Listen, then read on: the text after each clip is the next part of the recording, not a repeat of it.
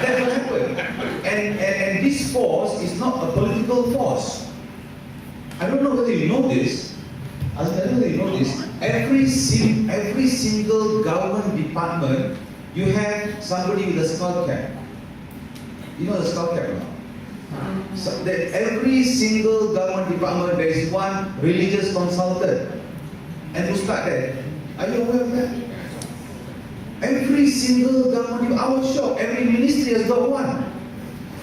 This guy won 31 year, I mean, I think there's 31, I was 31 before. There's this 31-year-old guy from some Al-Azhar University, and you could be 45, you are Professor Azmi Sharom, but Professor Azmi Sharom, better don't make any policy without consulting the Ustad first, okay? Especially since the third class citizen being a Malay, you must listen to what the Ustad says first before you open your mouth. Now that is a real phenomenon, and that's been happening for the past 20 over years. We are in that jam and fix today. And I tell you, it's going to be a major, big monster. Now I spoke to one of the former prime ministers, not the last one, not Pala. Okay, I spoke to Mahathir. Now, Mahathir confessed that I did not know I created a monster. He said that I didn't know I created a monster. Now, to me, that is one of the major reasons why we have a problem today. And it get worse and worse and worse and worse. Thank you.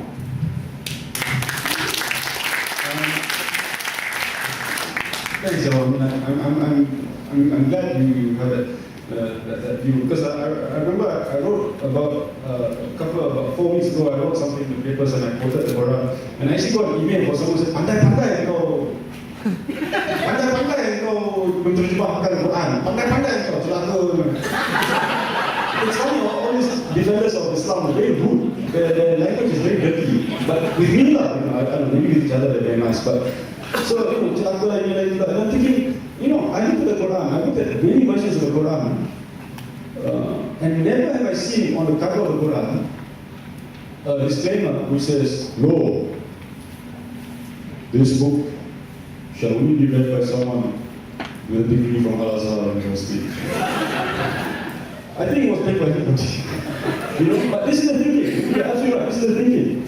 If you don't have a skull cap and a goat key, then you cannot talk. Which is ridiculous, which is why we have this mentality. About the 153, about the privileges, Malay privileges.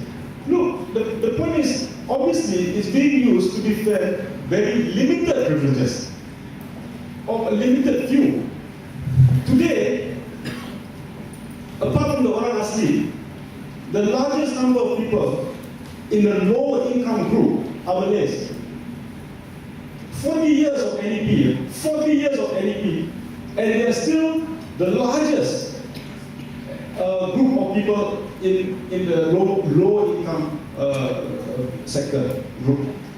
Maksudnya, if tomorrow kita buang all race-based affirmative action and just help those who are in need, we'll still be helping Muslim Malays because they are the ones who are the poorest.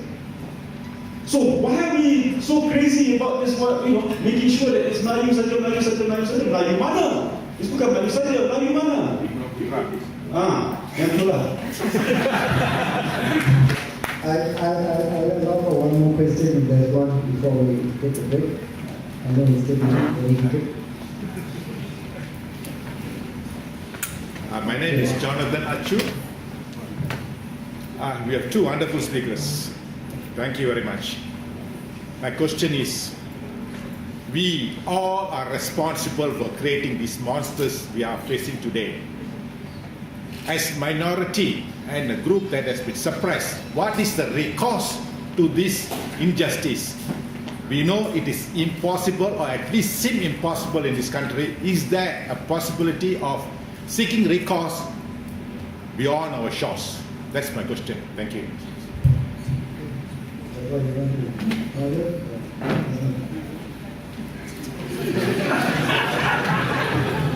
Well, that's an easy and difficult question to answer.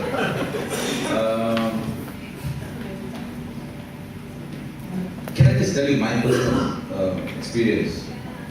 Now, I was afraid. When I was 20 years old, I was afraid I might die at 21.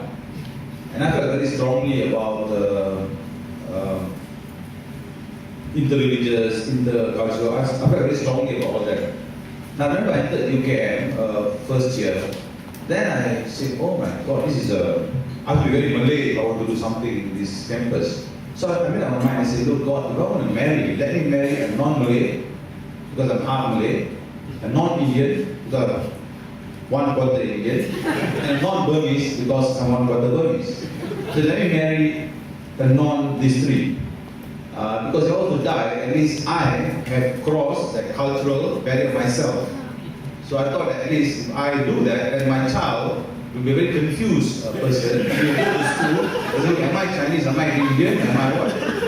God answered my prayer. I finally married a Chinese. So that's how I answer to you. I think if you want to walk the road of change, you have to be the change. I think.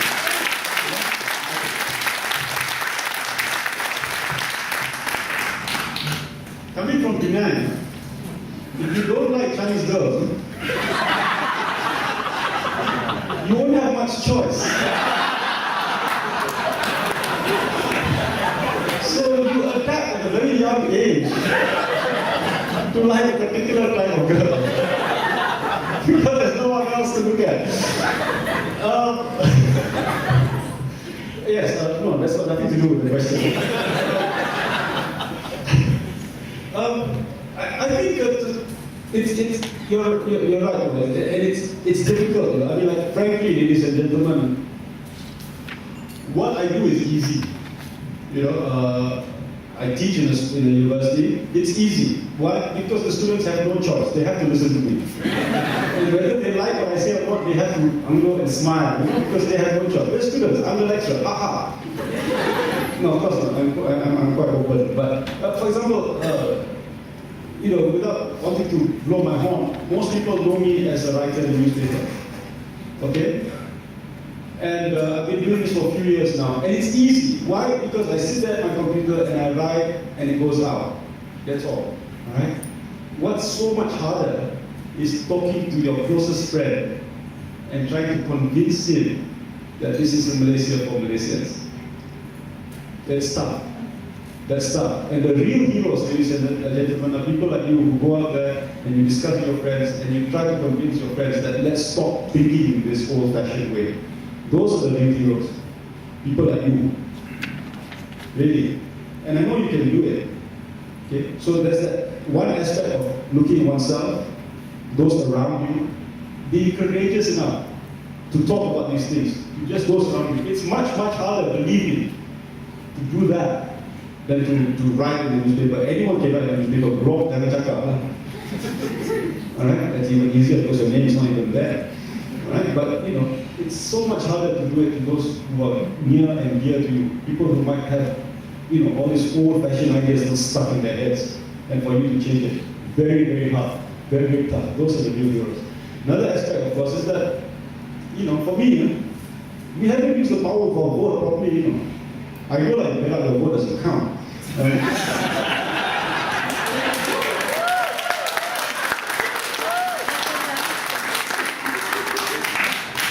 But you can make it count.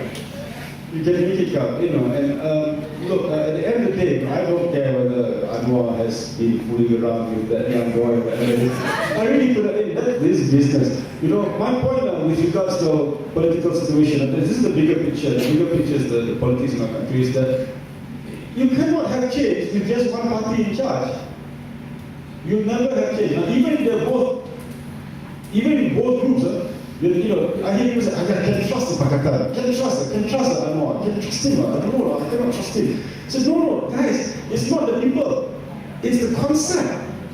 The concept of having two parties.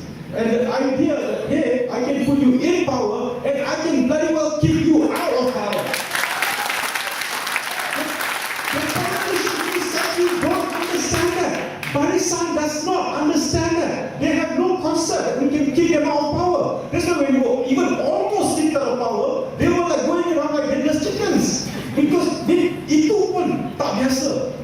Tak biasa. And that's the problem with our country with regards to politics. We have to kick them out so that we can bring them back in when they behave themselves.